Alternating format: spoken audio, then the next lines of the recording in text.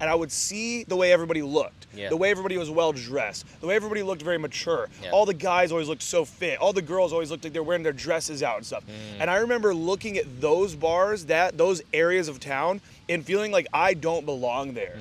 That is not my scene. Yeah. Oh my God, if I walk in there, they're all gonna look at me and be like, "You fat little piggy, go home, little piggy." Oink, oink, oink, oink, oink, little piggy.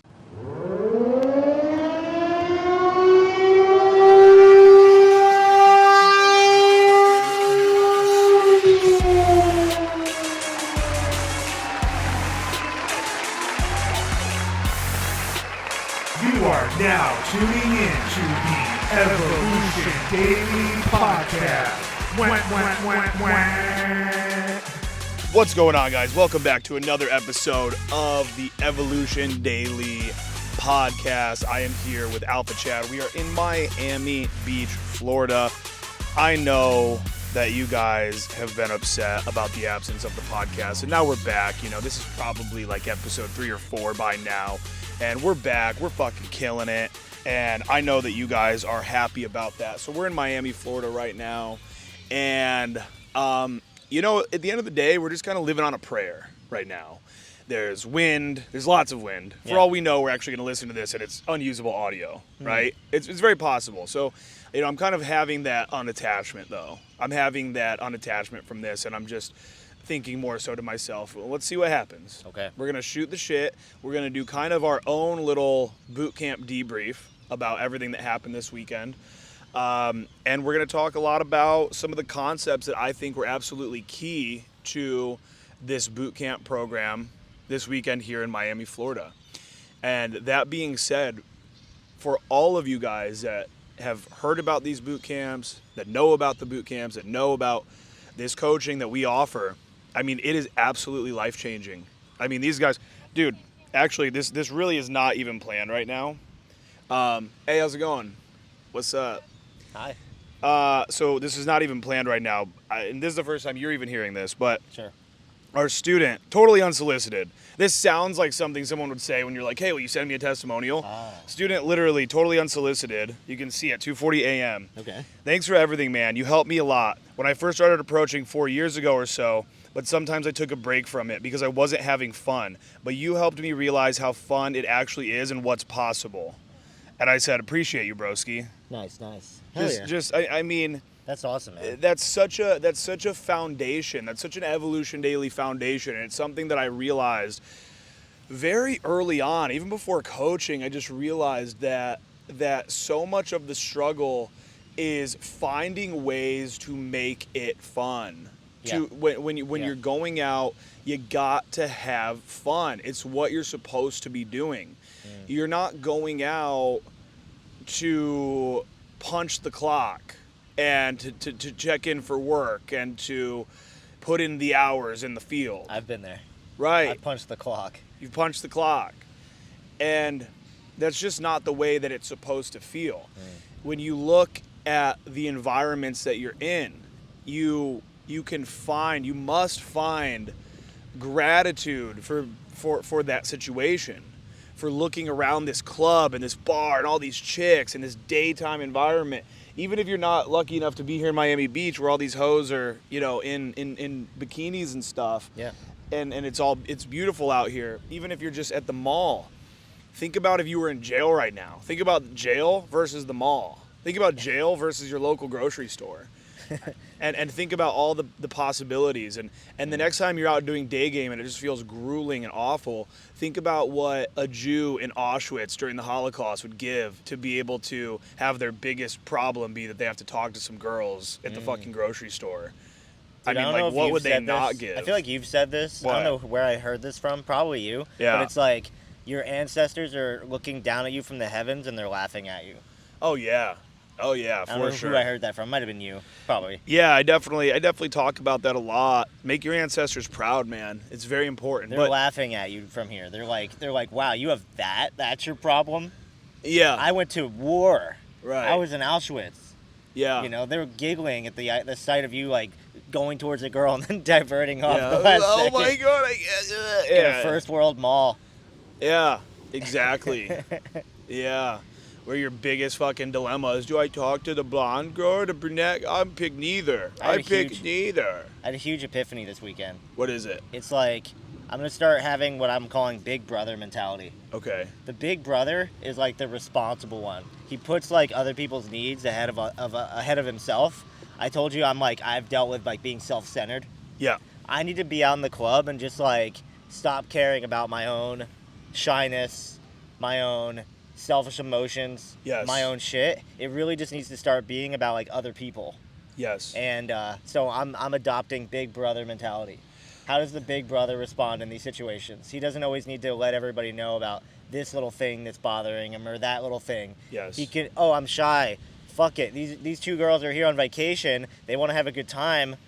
My shyness isn't helping them have a good time. Mm-hmm. I just need to like go over there and not care about like how I feel fully in that moment. Yes. And that's been something I've struggled with a lot. Like, how do I get over my own concerns? It's getting to a point where you no longer are selfish. Yeah, no, absolutely. Leaders are not fearless. Leaders take action in the face of fear. Mm. The whole idea of becoming fearless, it's a nice idea, it's great, but I don't think anybody ever truly becomes fearless.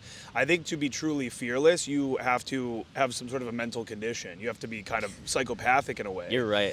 to be actually fearless.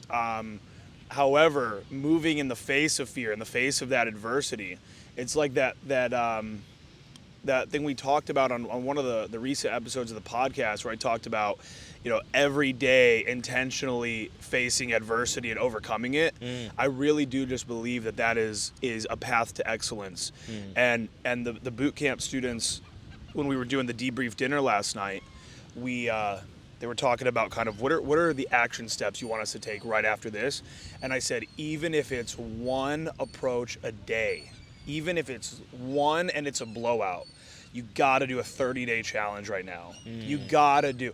Now, I want you to spend maybe an hour in the field and do 5. Like, that's great. I don't care. But I need it to be like one a day minimum.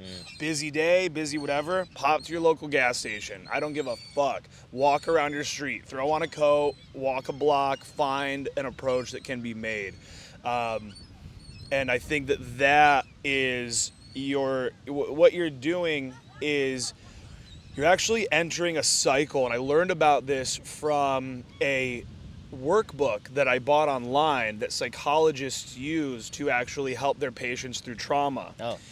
And so there's a cycle. There's basically an adrenal cycle that your body will go through. And so what that means is right now, let's say I go, Hunter, there's a girl right there. Go fucking talk to her. Right then and there, the second I start saying that, like the adrenaline, the face tingles, the oh shit.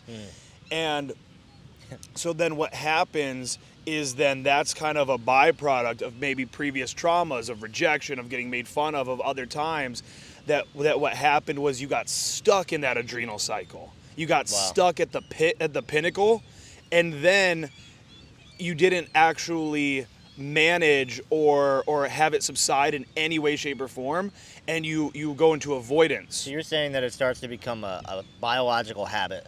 Yes. And almost an addiction to your comfort.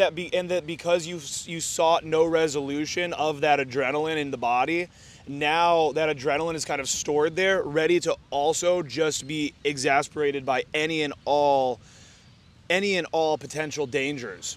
So what you have to do is you have to actually go through that entire adrenal cycle where you end up actually managing it and actually getting resolution. And what resolution looks like is you getting really nervous to go talk to that girl, adrenaline, you do the thing anyways, it's at its peak, and then it subsides through the resolution. And through the resolution means you actually talk to that girl. You didn't get stuck at the top of the cycle. You actually talked to her, came all the way back around to calm. And what that does is that actually makes an imprint in the body that shows you, and it shows your body, like, fuck the mind. Like, it's not even about the mind in this situation. It shows the body that we successfully go through this adrenal cycle successfully through resolution. And it reminds the body and shows the body that, oh, we can do that again. We can do that again. We can do that again. So every time that you don't approach, every time that you actually feel that adrenaline and then have no true resolution and you avoid rather than going through, you imprint again and again that danger, avoid, girl, avoid, party, avoid, social event that I got invited to, avoid. And it makes it harder and harder and harder. Yeah. And that being said, that's why it's one of the many reasons I think that boot camps with us are so powerful. Because you might truly have that imprint so deeply in you right now that no matter what the fuck you do, you go out and you freeze up. You got to break out and of it. And it exists. You know, we talk to these guys that show up on the programs that have never they've never done cold approaches, or they did a little bit, but like it's been years, and it's so they can't break out themselves. So when you come on the boot camp and you have this whole team of support, you've got me and you've got the other students, all of us like working together, rooting for you in that moment to win.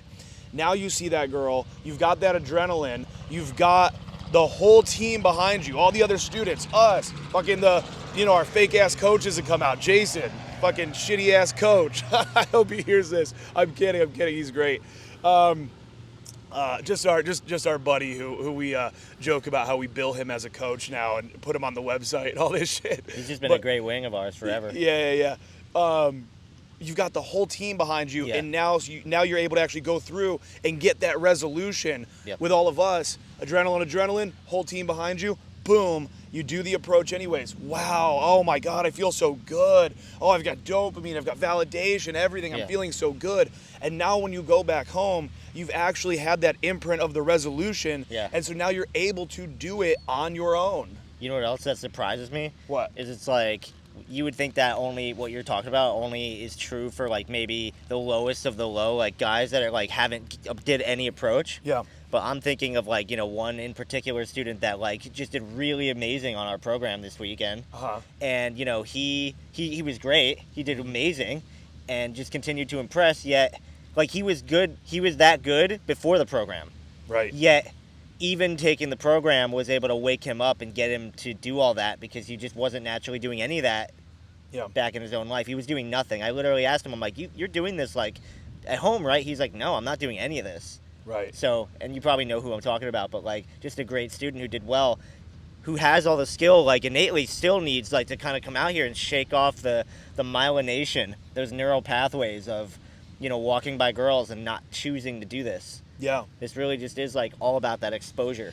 Yeah, we give a lot of these guys, we give them the breakout moment. Yeah. We give them a breakout moment. Oftentimes in life, a breakout moment for most people will oftentimes look like a near-death experience. Please explain. Where my whole life changed when I was laying there on the pavement during my horrific car accident. We had a student a while back who his whole life changed when he basically was on this retreat, I think in like Hawaii or something. Awesome guy. We love this student. I won't say his name, but we love this guy. And he was on some retreat or something in Hawaii and legitimately like can't swim. Like he's just never learned how to swim, I guess. Shit. And I guess some like teacher that was on the retreat or something, someone running it, it was like a spiritual thing, was just like, dive anyway. And he truly actually like dove and then almost died. And people had to like swim down and like save him. Wow, what? Yeah, that's dude. Insane. Yeah, it's Yeah, I know who it is. Oh, okay. I wouldn't be fucking diving. Jesus Christ, I'd be scrambling. Help. So yeah, I mean, that was, I think, a big breakout moment for him. Yeah, And then hopefully our boot camp was an even more breakout moment. Yeah, wow. But so you get so trapped in routine, and your mind, your brain, that lizard brain inside of you is constantly trying to conserve energy. And this is why we actually develop habits. We develop habits because look at all the energy that is required, let's say without a map or anything, for me to go find CVS. Yeah. For me to go find CVS. Yeah. So much energy, so much time, danger, all these things. Yeah. Well, then the brain creates that habit where now if I do it to CVS every day, I would take the same exact path. Dude. Over and over and over again to conserve energy. So right now, you are just living on this habitual autopilot NPC life that you're just doing the same thing over and over and over again. And when you sign up for a boot camp, when you do something fucking nuts, come out here, talk to all these girls. We had one guy wearing a Santa suit. Maybe we'll throw that in the episode or something. We made a guy wear a Santa suit. We're having girls like, come here, make out with Santa. Make out with Santa. That's one of the craziest experiences. He had so many great lines for that too. Like he would go up to 3 hot chicks, ho, ho, ho. Just like come sit on my lap. Yeah. You've been a naughty girl this year. Yup. Just like great things. Come here, sit on Santa's lap. Come here. They approached him though. Naughty, naughty. Oh yeah, girls when are it's coming a up. Christmas themed club and you're the only guy wearing a Santa suit. Yep. Like you have clout beyond belief. It was epic. What were you gonna say just a moment ago? No, man, it's like what you were saying about CVS, how it's just like we literally just all have 99% of our habits and behaviors are literally just like the same as yesterday and the day before. Yeah. And we don't even realize how like in control we're not. I Right. used to like get concerned. I used to wish that I could just like sit in my room one day and just be like, okay, right now I'm going to start going to the gym 90 days. And then, you fall off. Yeah. In a way, it's kind of good that you fall off because just imagine you told yourself to do something and then you literally had no control for the next like 3 months. You need free will. Right. And Right. anything long term needs like conscious free will. But like when laying habits and stuff like that, like we're just doing the same things every day. Yeah. And I do find too, even with that gym example, there's so many different schools of thought, and I do understand when people say that, you should be maybe only training actually 3 to 4 days a week in the gym versus every day. But for me, when I am going to the gym every day and my only days off are just when I really miss, so I don't plan the days off, it's just truly like, fuck, I'm just too busy today, like this sort of thing. When I'm basically intentionally going to the gym every day, it's so much easier to go. It's just so much easier. If I've gone to the gym the last 5 days, now I'm looking at my day tomorrow and I'm like, okay, I got that call here, I got this call here, I got to do that. I'll squeeze the gym in here at 2. Yeah. There's no, am I going? It's just, I'm going, now when? Yeah. So you develop these positive, stronger, life-building, success-building habits, and at the beginning it can be so fucking hard, but then they do just become that. They become habits. Yeah. And last night I even had a big epiphany too. Remember how I was telling you how I want to be like more dedicated to things? I want to like start like, I think I've only ever kept something going, like anything in my life I've only kept going for probably 30 days max. Like when it comes to getting any result in anything. Right. Whether it's making a video for 30 days or like going to the gym for 30 days, I've never really lasted for longer than a month. And I'm recognizing that about myself. I need to be more dedicated. But I was asking myself like last night, like, what's the difference between a day where I don't go to the gym when I've been going and like 3 months go by and I just happen to not be going today? I said, like, what's the difference? And it's like, the difference is everything. Like, for 2.5 months, I haven't been thinking about going to the gym. There's no dedication. If I go to the gym for 2-3 days in a row and then the 4th day I'm just like you, like I just happen to not go, I'm still dedicated. So you got to like keep an eye on your dedication and ask yourself, like, am I a gym goer? Because like you can not go to the gym today and still be a gym goer. Yeah. I can't. Not a gym goer. Haven't done it for a while. Right. So like it's that dedication. Yeah. And I think it's also identifying with who you want to be versus identifying with who you perceive yourself to be. Interesting. So yesterday, we had a student who I was getting him to really break out of his shell this weekend, like really, and explaining to him that his overall serious and repressed and contracted vibe is what's dooming him, Right. and getting him to really expand and break out and do wackier shit, say crazier shit, have more fun. He said, I'm such a natural introvert. Like, I'm just naturally so introverted. And I said, I don't really know if you are. I don't know if you really are. It's like, I love talking about this. It's You've just seen like, him in sets where he's doing amazing. I do just think that, yes, maybe there's some predispositions within us, but if I just take you as a fucking baby and I put you in a different household, or I send you to a different school, different neighborhood, different best friends growing up than the introverted ones maybe that you were, who are you then? Yeah. It's like, is this truly who you are? Yeah. Or is it just the story that every day you've reminded yourself of, oh, I'm introverted. Yep. And so you can't keep identifying with this life that you've had that is not satisfying. Yeah. That's not good. Go ahead. Anybody who deals with any kind of identity shit like that too, Yeah. I think the answer is perspective. Mm. You know? Like, I was thinking about, I was even just thinking about today, like, how many, like, people are, like, proud of, like, Earth? Like, human beings are proud of Earth. Imagine we found out there's 10 other planets, and we're the weakest.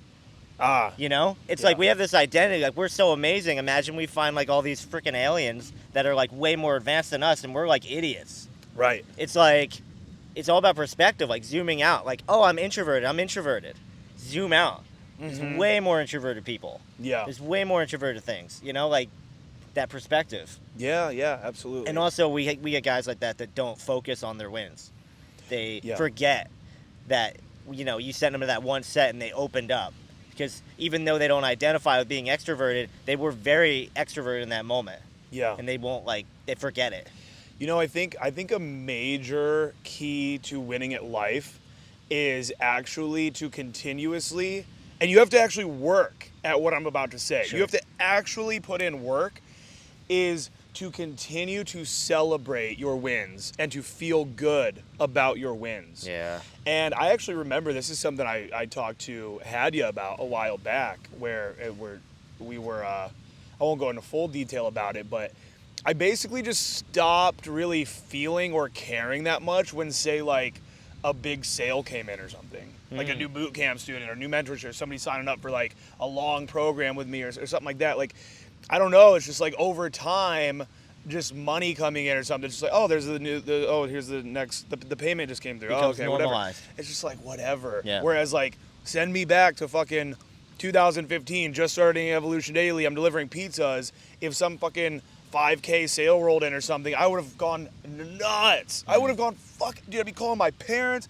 I'd be like, fucking, I'm going out tonight. Like, fuck. Yeah. And so the same thing, so for all you entrepreneurs that can really directly relate to you, where it is like, dude, look at that fucking money in that account that just came in, that payment that just came through, that deal that you just closed, that sale you just made, whatever it is, and look at it and be like, and literally Hadia has you, like, do shit where you, like, talk to your money. Yeah. You say, like, thank you so, like, I'm so fucking grateful for you. Like, oh my God, this is amazing. Go ahead. You know what's hard to do? What? Though? This is the little thing. Okay. Is it's like getting people to recognize that when they make that dollar sale, or when they just got that girl to say hi to them back, that's their level of win, and they need to celebrate that win. Yep. Like, because even that same student I know who you're talking about, I was like, don't you remember when you were doing really well? And he had to, like, think about it. Yeah. You know, it's like, hey, celebrate these wins. Celebrate that shit. Because you're not going to recognize it in the moment when you're, like, still not where you want to be. Yeah. You know, a day in the gym doesn't look like anything to you when you've just, that's everything you've done. You're like, I don't really see the big picture. Yeah, absolutely. So I think that is such a key to life, is to continue to actually celebrate small wins, small victories. It's like, let's just say for me, for example, you know, I've hooked up with hundreds of chicks, I've fucking run all these crazy programs, all this stuff. But let's say, I don't know, I have a bad week. Let's say I'm, like, depressed for a week or something. Well, on paper, if I was going to be a shithead, maybe I could go to the gym a few times, do, like, 5 days of approaching, a few numbers here and there. I could be like, well, still I'm not, like, where I was. Like, I need to get back to where I was. But it's like, no, I got to sit there and be like, no, you're getting it back. You're getting back. You're going. You're doing good. Dude, story of my life. I really need to do more celebration. Yeah. Even, like, when I first, like, kind of started Evolution Daily, like, 3 years ago now, wow. Yeah. It's like, I remember just coming out and doing, like, night game with you, me, Jason. We were filming early on. Okay, And, like, you would just always be like, we out here. Oh, yeah. And, like, I had to think about why we did that. But, like, nowadays, it's just like, you know, we out here. Like, it's celebrating that you even stepped out. Yeah. You know what I mean? Yeah. Like, everything's a win. So you just got to, like, look at them. Yeah. I heard Teal Swan talk about Donald Trump. She was like, that guy has been bankrupt, like, 3 times. But he just doesn't perceive it as, like, a loss. Yeah. Like, he's not like, oh, I lost money. I'm a winner. He's probably celebrating all his wins. He became the president. Yeah. Yeah. He's gonna do it again too. No, I'm just kidding. No, yeah, I think it's a real big key element. And so, you guys, we had a student one time, and we love telling this story, and I bring it up to him because he's even currently on my mentorship now after the boot camp he did a long time ago. And he told us on that first boot camp that he literally saw me make a video like breaking down my whole Tinder profile and all my pictures and like showing like some matches and some girls I fucked from online. I think he saw it in Online Game Decoded, and he deleted his account because he then just was like, oh, I don't think I could ever even get that good, so I'm gonna not even like. Yeah. It would just be too hard for me to ever get that good. Yeah. So I'm gonna not try. Yeah. And a guy like that, and maybe you guys have felt that way, maybe, where whether it's entrepreneurship or talking to girls or whatever, you see the Dan Bilzerians of the world or the Elon Musks or the Gary V's. Take any successful character, you see them and you just feel so low, so far behind that your little $10 ebook you made a sale for, or your little measly 5 approaches at the mall today, or whatever it is, it just feels like fucking nothing. But it's something. It really is. Every avalanche starts with a snowflake. Every fucking avalanche starts with a snowflake. Okay. And without those little baby snowflakes turning into a fucking snowball and then a little mound of snow and a sheet of fucking snow, like every little win like that all accounts for that avalanche, for it to fucking move and destroy and conquer. I love it. So all these little baby wins that you guys have, and I'm talking baby wins. If you're watching this right now, and I know some of you fucks are watching this right now and you're being pussies and you haven't even stepped your goddamn foot into the field in the last month. I'm talking to you. You haven't been out in 30 fucking days. What are you doing? You're doing nothing. So for you, I swear to God, the win would literally be go to the bar this Friday evening, this Friday night, walk to the bar, order a water, walk around, stay for an hour, feel awkward, feel tense, feel like a misfit, feel like a weirdo. Don't take action. I don't give a fuck, but go be in the bar for an hour. Go to a second bar. The tension really starts to get you. Take a breather, go outside, go to another bar. That's your win for this week. And go home and be like, wow, I went to 2 bars. Wow, I went out. Wow, I looked at that girl and did this little thing. And man, you know what? You know what's a feeling? This is so, I don't know if I've ever talked about this, but there's a feeling that I used to have about bars and clubs before I ever started gaming. There was a feeling I used to have, and I haven't thought about this in so long, but I think you're going to resonate with this, and I think a lot of the students and the guys watching right now feel this way.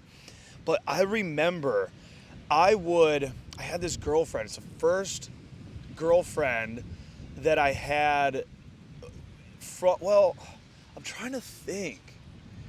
So when I started game, I would go to these like little bars on campus. Yeah. I would go to not even 4th Street. I didn't even feel like I belonged at 4th Street bar. I would go to these kind of grimy bars that were just right on, like Sloppy Donkey, one of them was called, Ugly Tuna, Charlie Bear. Like, I don't even know, but I remember looking at a whole part of town, which was the Park Street area, actually, and a lot of Short North bars. I would look at those 2 parts of town, and I would see the way everybody looked, the way everybody was well-dressed, the way everybody looked very mature. All the guys always looked so fit. All the girls always looked like they're wearing their dresses out and stuff. And I remember looking at those bars, those areas of town, and feeling like I don't belong there. That is not my scene. Yeah. Oh my God, if I walk in there, they're all gonna look at me and be like, "You fat little piggy, go home, little piggy." Oink, oink, oink, oink, oink, little piggy. I just those people, what I would see out there. And the reason why I brought up that girlfriend is I remember she actually would go out to those bars, those nice bars. She had these bougie little friends. This one girl, Victoria, this fucking hot little Asian, bougie ass little chick, and she would get all dolled up and go out. And she'd try to get me to go to Brothers. Wow. She'd be like, come out to Brothers with us tonight. And I'd be like, that's not my scene. You know that's not my scene. You couldn't even go to Brothers. Dude, no. And because you just see a lot of mature, well-dressed, fit people. It's a whole identity thing. In these environments, these nicer bars. And I did not feel like I belonged. And I'd go pick her up. I remember I picked her up once from Brothers and just looking around. And I just remember actually having this thought of, wow, like she does belong in these places and I don't. Oh, damn. Yeah. Wow. So it took me a long time to build up that self-esteem where, Now I'm above those. I don't even like that fucking bar. I'm above those bars. Yeah. I hate those bars. Yeah, and I only yeah. go to like other way cooler, Yeah. more awesome bars. I was gonna say there's one bar that in particular that I still feel that way to this day. Which one is it? So it's called The Park in New York. Have you been to it? It's got like 4 different areas of it. It's like this big outdoor, indoor area, a roof. It's like 3 stories. Are you talking about? No, I don't know it. It's Okay. a crazy, like bougie bar in New York. Okay, place got in it. New York, club. Yeah. And you got to dress real nice to get in there. And I don't even think my wardrobe right now could like let me get in there. I had to really fake my way to get through the door. I had to look at the bouncer in the eye and be like, "Hey man, what's up?" You know, be really cool to him and like get in. And I was even wearing like my buddy's vest and like the other dude's scarf. Like I really had to break into that spot. Wow. And then I felt really out of place. I think I would still be out of place in that one. But like one day I'm gonna go back to the park in New York and I'm gonna be dressed to the fucking shit and I'm gonna go. Yeah, totally. And look, guys, and I think where you can get value from these kind of stories that we're telling you about is that at the end of the day, even those are stories that we're creating in our minds about not belonging at Park and about me that I was telling myself that I didn't belong at those bars. And really, what does it take to belong? It takes nothing. Connecting with people. It takes connecting with people, and it takes it just takes maybe putting on some nicer clothes. Yeah. Because this was a time also where I would shit on people that dress really well. Nice. I was such a fuck. You told me you would call people clones with like your friend. Clones. I was such a hater when my life was shit. Yeah. And that's why when I see such crazy hate or people direct such crazy hate towards me, I know what that is. Yeah. I know that pain they're going through. And so it truly doesn't get to me because I'm like, oh, fuck, I remember being there. You feel bad. I remember being like, fuck, I have to direct this hate somewhere. This internal pain has to go somewhere. Yeah. And so for you guys, if there's that bar in your town, that area in your town where you look around and you're like, oh, only the successful people go there, only the good-looking guys and the hot girls go there. Like that's the pinnacle.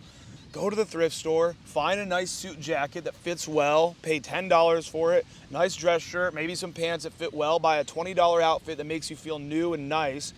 Take out a credit card, go to Express, buy a nice outfit that's outside of your comfort zone, and go to a nice area of town and say, wow, look at me, I do belong here. I do belong here. I can participate in this part of life as well. Yeah. Now that I'm doing like photo shoots with some of our students, Yeah. I'm realizing too like what a difference some clothes can change the whole person. Oh yeah. Because we'll get these guys and like that don't dress like that, and then I'll tell them like, hey, wear this type of stuff, wear streetwear, wear cool clothes, get accessories, double layers, match, right? Yeah. Chains and gold, and then they look like completely different person. They look like they fit in somewhere else. Yeah. Or fit in anywhere. Right. So your clothes can really help change your identity too, I think. Okay. Yeah. No, I think it's I think it's powerful. And it's done that for me.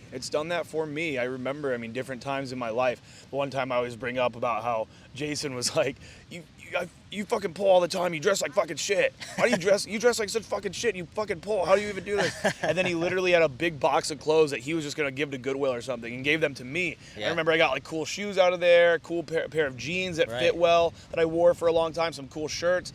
And I remember that was like the first time I upgraded my fashion. And there was another time, and now I'm kind of transforming my fashion as well into these like brighter colors. Like this weekend for the first boot camp ever, I wore blue jeans instead of the black ones. And we should shout out the guy you saw yesterday wearing all black.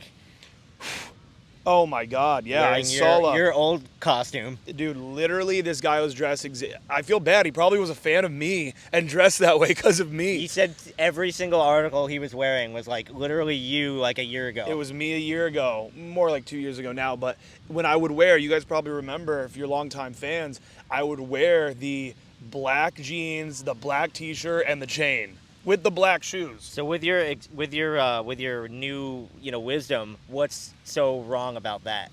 So first off, I wanna stick on the guy for just a second, my bad. which is Sorry. that no, it's fine, and then because it transfers perfectly into that. So I was sitting. It was on the boot camp, and we were chilling with a couple of the students, having a good talk with them, and from fucking a mile down Lincoln Road in Miami. Fucking so far. By the way, Aaron has PUA vision. I have PUA vision. He can tell a PUA from a mile away. Immediately, I see this guy. He's uncomfortable. He does look like he doesn't belong.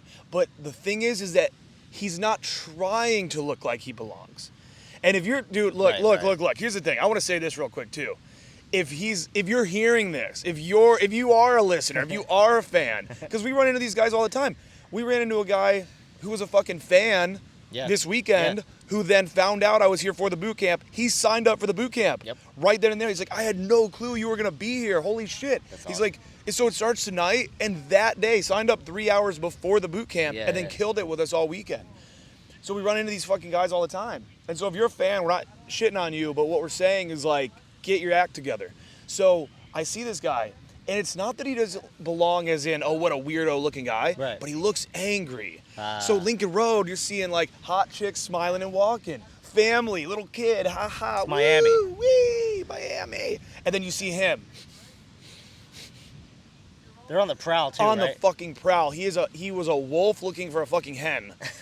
He was a wolf looking for a goddamn hen. Just fucking angry, furrowed brow, kind of looking down, literally angry eyes. And then all black. Black shoes, black jeans, black t-shirt, chain. Right. He looked menacing. Yeah. I was like, school shooter or PUA? Damn. Domestic terrorist or PUA? Like, I couldn't even tell whether he was a domestic terrorist or a PUA. So he's wearing this all black, looking fucking menacing. And then sure as shit, then, a girl walks by him, and then I see him, like, do the double take. He turns around and goes to try to do his approach. But the thing is I can almost fucking guarantee you that he got no results that day. There's no way he could have. That energy that I felt from him, that menacing energy, all the girls felt it as well. Yeah. Everybody fucking felt it. Everybody. I bet families are walking by him and kind of like grabbing their kid, like, fucking get away from me. Get away from my kid. Yeah. What were you going to add? Just a big thing that I kind of learned this last year is that, like, the biggest thing for women is, like, they want to feel safe. They're afraid. Yeah. The difference of a guy walking through a parking lot is a completely different experience for a woman walking through a parking lot. They're scared. They want to know you're not going to kill them. And, like, we talk about your light clothes, this, like, lighter energy. You're wearing, like, a Hawaiian kind of shirt. Yeah. That's, like, I'm not a murderer. We talked about the shoes yesterday. You and I were talking about, like, tan and white shoes are probably, like, the most light colors you could wear that show, like, hey, I'm not going to kill you. Yeah. Black shoes, that guy could kill me. Yeah. Yeah. So. Yeah, well, and it's, it really does just come down to literal peacocking.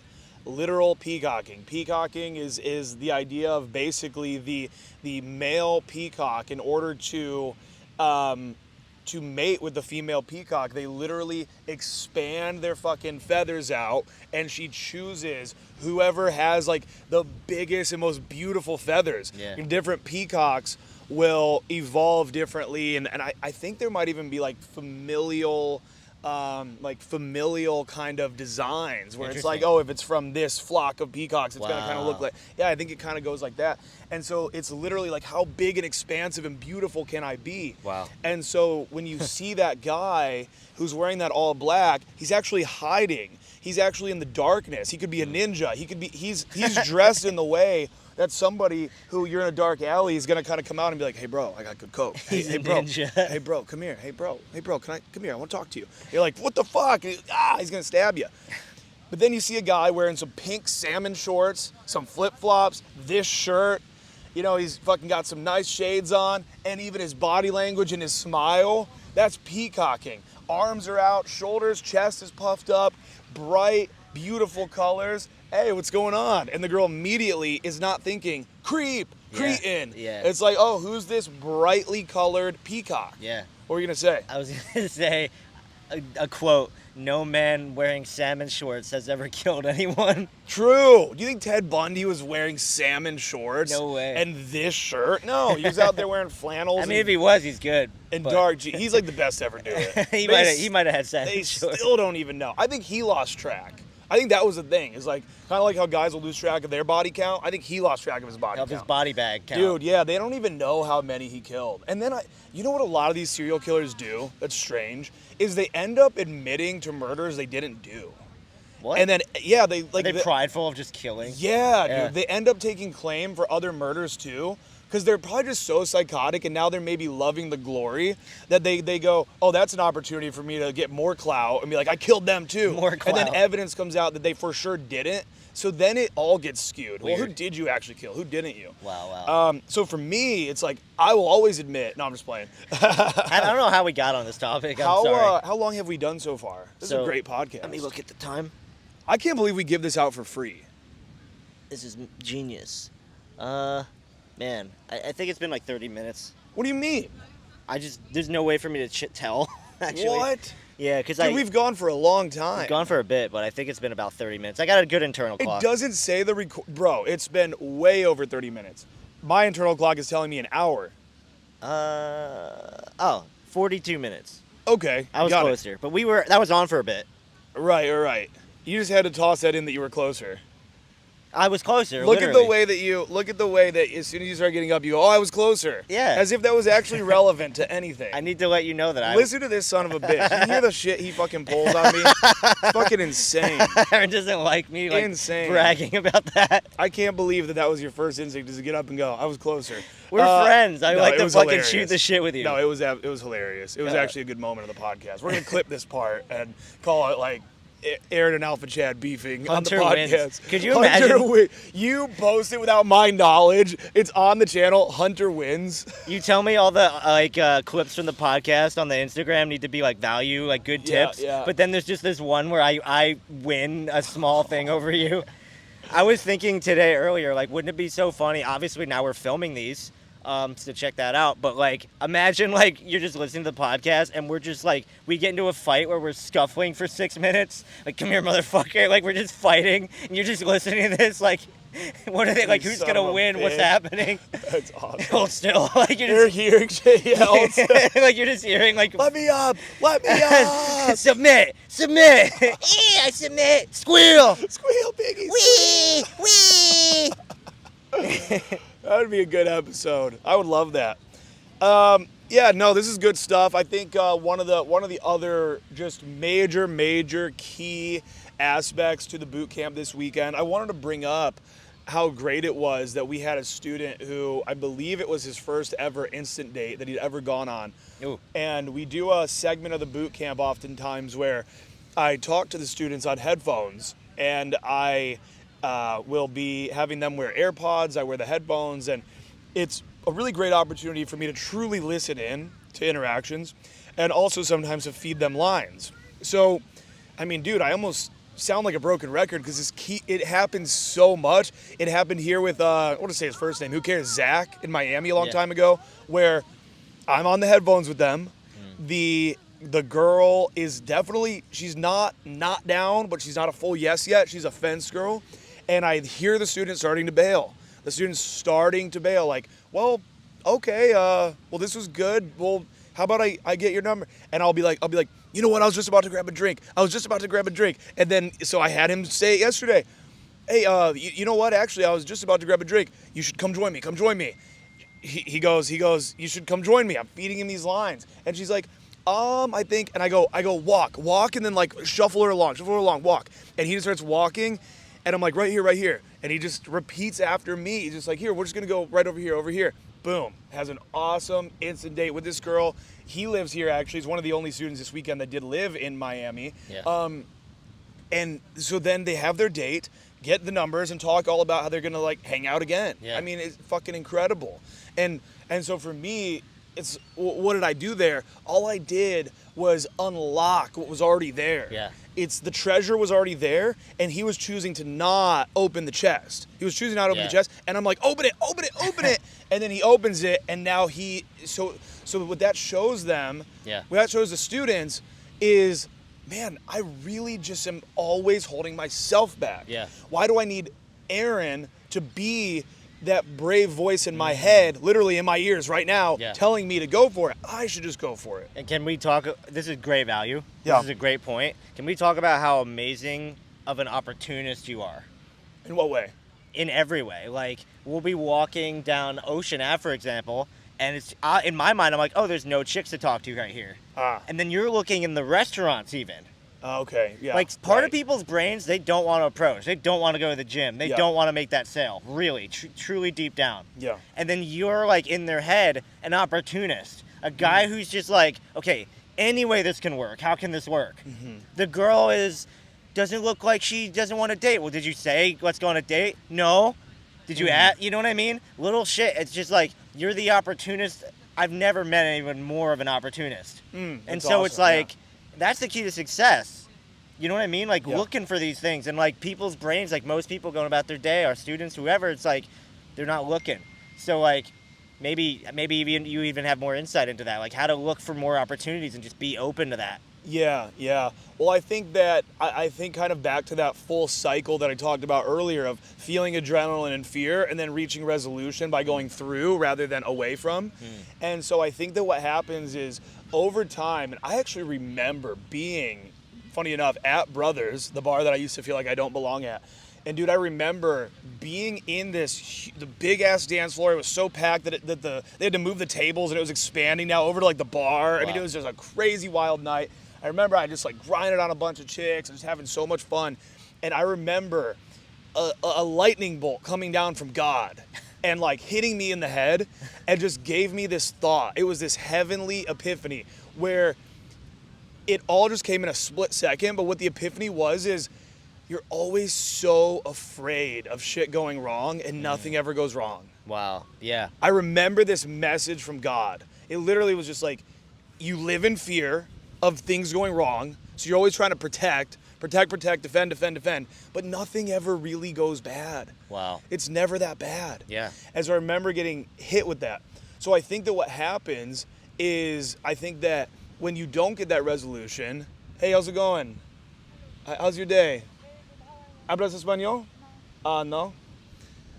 So I think that when you are always in avoidance, running away from, then that's the situation where deep down you see a girl walking, and when she turns into the store and now you get that little excuse to not approach her, you actually get happy.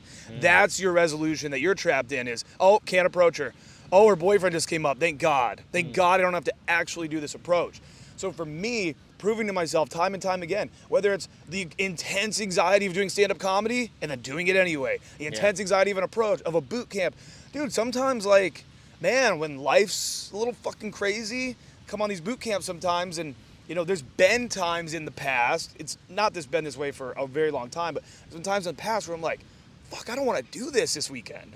Fuck, I'm about to, like, really be out here. I got to perform. Dude, I'm the least lazy boot camp instructor ever. Yeah. I can honestly probably say that. No, Come on. I mean, and so to finish that thread, what I'm getting at here is that everybody is always actually looking for how to avoid. I'm looking for how to go through. Yeah. I get to get out of this approach now. Oh, you know what? I get to not get on that sales call. I get to not go to that event. Oh, the party got canceled. Thank God. Yeah. That's what people are thinking. Yeah. You've got to start looking at saying, how do I get to go through today? Yeah. That's great. I think you got to remind yourself, like, oh, I'm in this mood right now where, like, I don't really want this bad enough. Yeah. You know? Yep. Oh, yeah. Oh, shit. I really, like, need to, like, sit down with myself and be like, I have to want this more. Yeah. You almost got attacked by a bird. I have to want this more. Aaron was fighting a bird earlier, and he almost lost. Dude, he's still fucking with us. Look at him trying to watch the podcast. He's not even a subscriber. Fucking subscribe, bitch. He's going to leave a mean comment. Yeah, he probably is. He's a hater, dude. Birds aren't even real, they say. I've been hearing that a lot Let's open lately. them up and see what's inside. Yeah, come here, shit. Come here, you little shit. So, no, and then I did just want to say this. I don't know. I mean, I don't even know if there's really much value in this, but it's that, and I'm going to make a whole video about it because it made me sick. It made me ill. When I was running a boot camp in Santa Monica and there was another one going on. Oh. You were there. The you were guys, there for you told it. me there was some toxic PUAs that just made you, like, want to puke. Dude, where I literally wanted to actually rally everybody together, like the students and the coaches, and just tell the students, like, you guys don't have to go through this. Like, these dark enigmas. These guys had the worst energy, and every time while I'm running my boot camp and I'm in there with my students and we're all fucking killing it together and boot and rally, all I saw from their boot camp was students walking all up and down alone and scared looking with no direction. And then I'd see these dark energy coaches who definitely recognized me. They know who I was because they would like come in and kind of listen to my sets and like look at me, and they were kind of talking shit at one point. I remember. Yeah, they were glaring at me. Like I remember. And they would just be sitting on this bench. Every time I saw them, they're sitting on a bench, darkness. and then their students are wandering around scared and alone. Yeah. And I just was like, I hope to God these guys didn't really pay much for this. Yeah. I hope. But that's probably not the case. They probably paid a lot. Yeah. And it's just like, bro, I work so hard for my money. I work so goddamn hard for my money that when somebody puts down their $2,500 with me, I'm like, you're going to get your fucking money worth. And you're a huge proponent of customer service. Oh, I love it. You told me when you worked at pizza places, like you were just like, you were inspired by like the manager, the way they would like do shit like that. Like, yeah. He would fucking yell at the people in the back and then come out front like, hey, how you guys doing? Like, have a seat. Like, customer service above all else. Yeah. You're like super into that. Yep. No, my boss Mike, I remember at Corleone's at Avon. Yeah, he was always such a huge proponent of just like being so fucking good to the customer. I gotta be more like that. He would do shit just like, oh fuck, this is gonna end up being 5 minutes late. Throwing that cheesy bread. Oh, that cheesy bread that didn't get picked up. Throw that in there. Like, that's awesome. Send him a salad. Give him a free 2 liter. That's just awesome, man. Just all that kind of shit. And yeah, I think maybe I got that from him. And bad customer service does drive me insane. It actually drives. Hung up on people. Oh yeah, I freak out on people. Yeah, because somebody needs to. You're right. Dude, you're absolutely right. Honest to God, right, somebody needs to tell you this little shit way that you're going through life is inappropriate and you will never get anywhere. Some kid at a register being cocky and mean. Yep. Not caring about a thing. Yeah, that kind of shit. And I understand like the other side of that is just don't let it affect you, whatever. Oftentimes it's really not affecting me. It truly is coming from a place of like, no, you need to be fucking told. Like if someone smells, no one tells them all day they smell. Then Dude, you're like, hey, you smell, take a shower. Yeah, and dude, and last night, I don't even care. I wasn't going to make it a big thing or whatever, but there was, at one point I did have to, get up and go tell somebody like, hey, our waitress hasn't been over here in forever. I need to get a drink. Right. I need to get a drink. I wasn't going to make it a big deal. That girl clearly was new. She was really hot. Right. Spoke no English. We need to have translated basically. So it was no big deal. But then you look over, and after she hasn't been over for a long time or outside, you look over and she actually was sitting and eating a meal. Oh. And that's fine. Whatever. But like... Yeah. Take a snack and get me my drink. Fucking eat a little snack, get a snacky poo, and get me my goddamn I told you drink. guys, Aaron's huge on customer service, which is why you should take a program with us, because this is the level of customer service that you're going to get from Aaron. Dude, sometimes I give too much. I give too much. I know you do. The customers have to or not the customers, the bootcamp clients, they have to they will stray away from bootcamp. Night one. Yeah. It was 3 a.m. and these guys are tired trying to go home. Yeah. And you were yelling at them, the boot camp was over. Yeah. You're yelling at them to keep gaming. Right. Game for 2 more hours. You only have 3 days. I care about your dick more than you do. Yep. Stay out here. Shake this shit loose. Let's go. You're never going to look back on boot camp and be like, oh, thank God I got enough sleep between the Friday and Saturday sessions. You're going to look back and be like, dude, we were out till fucking 4:30, which a couple of students were with those 2 chicks, and they ended up walking the girls back to their hotel. Yeah. That's what they're going to remember forever. Yeah. Not that they left at 2 when everything was shutting down and that they fucking went home and got enough sleep. Yeah. So, yeah, sometimes it's literally we're actually giving too much customer service, and the students have to stray away sometimes. They want to go off on their own and do their own approaches, so that way they actually get some room to breathe, and it's not so chaotic sometimes. Yeah. And sometimes you and I are very good cop, bad cop, where I'm bad cop always. And, I'm fucking yelling at them. I'm intense. I'm like, and get the fuck in there. What are you doing? Move with meaning. And then, then they'll maybe come to you. I do trauma healing. Like, yeah, you do from trauma. From the previous conversation. I traumatize, you heal the trauma on the boot camp, kind of over and over again. We make a good team, man. Yeah, for sure. Then I chime in. I hear your little conversation over here with them, and it's like, and once you start self-loving and you start realizing that you're I do not say that. And I'm like, you're not enough. Get up. Come here. I fucking pick him up. I drag him over, put him in a You're drowning his head in water. I put him in a headlock. Yeah. Squeal. You're not enough. You'll never be unless you approach that one. It's amazing. Are you guys getting excited? They better. Oh yeah, is this a good sales pitch that you're gonna get put in a headlock? Yeah, sometimes I forget. This The is a bottom of the podcast. Bootcamp page tells like 10 hours of noogies guaranteed. It's still recording, right? Yes. This is such a good episode. I want to make sure we didn't lose anything. Yes. And like I said, I really am in a position right now where I'm just like, if we lose all this, if we put this in the computer and it turns out the audio is fucked because of the wind or something, Yeah. I don't even care. We've been Whatever. going about 45 minutes. It was 42 minutes, like 20 minutes ago. Well, I'm subtracting the 15 minutes where we just had the camera on. Right now it says like 50-something minutes, but we left the camera on for like 10 minutes. 15 No. minutes. No. Whatever. There's no way. Okay. Because I was fucking with that autofocus. Maybe like 5 minutes of camera time being Okay. on. But whatever. We'll keep going for just a few minutes anyway. So the other big thing, I think we'll kind of wrap up with this, but one of the other big threads from this weekend, and it seems to be a very common thread. I think it's a very, very common thread, which is that so many guys, I think, again, because they are trying to avoid versus going through, so many guys are not committing to their sets. They're not committing to their sets. One of my favorite bootcamp moments ever was when it was Art Basel last year, maybe 2 years ago now, Art Basel. Right. And so we're down in like Wynwood area, everything's crazy. Huge group of girls coming our way, and I open and I don't fully commit. I commit about 60 to 70%, and they all blow by me. And I'm like, motherfucker, like in front of all the students, you just acted like a little bitch. So I actually gather all the students together and I go, listen to me. Do you want to know why they just blew by me? And they're like, why? I go, because I didn't fully fucking commit. I kind of opened from the side a little bit. I kind of expanded my arms a little bit. I kind of raised my voice, but it was all about 60 to 70%. So they all blew by me. And I said, watch this. Another huge group of girls coming, straight into their path, arms out.